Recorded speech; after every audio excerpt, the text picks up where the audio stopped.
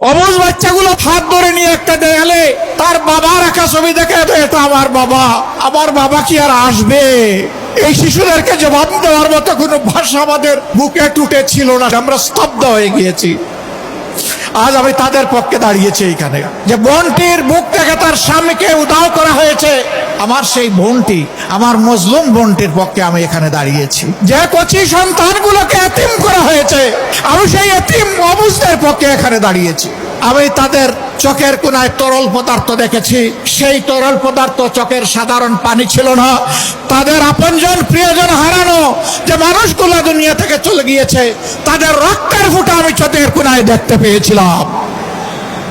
সন্তান আমার একটা নয়, আজকে বাংলার রাস্তায় আনাচে কানাচে লক্ষ লক্ষ যে তরুণ তরুণী নেমেছে, সবগুলো আমার সন্তান।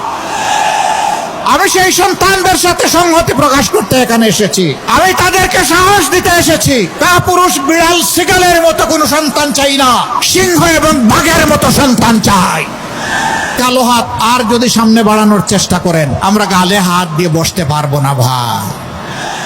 পায়ে পাড়া দিয়ে মুখের উপর ঠোঁটের উপর ঘুষি মারবেন আর বলবো যে এবার কানটাও ছিঁড়ে নেন, এই কাজ হবে না। বরঞ্চ সমান ওজনের হিসাব নিকাশ আপনাদের দিকে ফিরিয়ে দেওয়া হবে। যে দুঃখী মানুষগুলোর কথা বললাম, আজকে তাদের মুখে হাসি ফুটানোর জন্য নতুন লড়াই আমাদেরকে শুরু করতে হবে ইনশাআল্লাহ।